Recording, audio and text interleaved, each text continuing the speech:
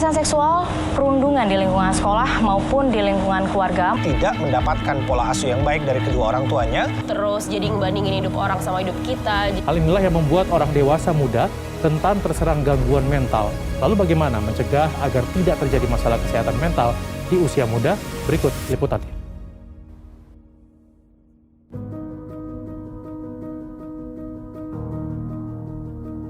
Menurut Halodoc, kesehatan mental adalah kesehatan yang berkaitan dengan kondisi emosi, kejiwaan, dan psikis seseorang. Kesehatan mental merupakan hal yang sangat penting untuk diperhatikan, sehingga setiap tanggal 10 Oktober diperingati sebagai Hari Kesehatan Mental Dunia.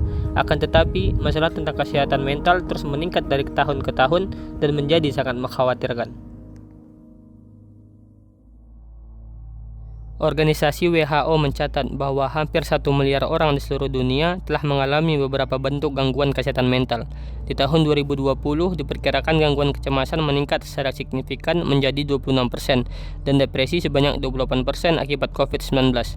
Kemudian data dari Indonesia menunjukkan sebanyak 6,1% penduduk Indonesia berusia 15 tahun ke atas mengalami gangguan kesehatan mental. Kemudian pada tahun 2023, Indonesia diidentifikasi memiliki 9 juta kasus depresi dengan prevalensi 3,7%. Masalah terkait kesehatan mental mencakup sejumlah isu yang kompleks dan mendalam. Stigma yang melekat pada gangguan kesehatan mental masih menjadi masalah serius. Diskriminasi di tempat kerja, di masyarakat umum, pengaruh media sosial, dan tekanan akademis sebagai faktor kontributor. Gangguan kesehatan mental terkait trauma, kesehatan mental dalam konteks minoritas, dan penyalahgunaan zat juga menyumbang pada kompleksitas masalah ini. Kemudian, akses terbatas ke layanan kesehatan mental merupakan tantangan serius di banyak bagian dunia. Jika masalah kesehatan mental ini dibiarkan secara terus-menerus, akan berdampak fatal terhadap generasi yang akan datang. Dampak yang ditimbulkan seperti penurunan kualitas hidup, sulit untuk berkomunikasi atau mengatasi konflik, ketidakstabilan emosional, dan yang paling parah adalah meningkatnya kasus bunuh diri. Oleh karena itu, ada beberapa hal yang bisa kita lakukan untuk berkontribusi dalam menekan jumlah peningkatan gangguan kesehatan mental dan mendukung program SDGs, terutama poin 3.4. Yang pertama yakni penguatan edukasi dan kesadaran masyarakat.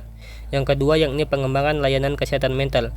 Yang ketiga yakni pembentukan komunitas peduli kesehatan mental. Dan yang keempat yakni pencegahan stigma dan diskriminasi. Oleh karena itu, mari bersama-sama kita mengubah stigma negatif masyarakat terhadap kesehatan dan gangguan mental, mendorong perubahan positif, dan membentuk masyarakat yang peduli dan mendukung.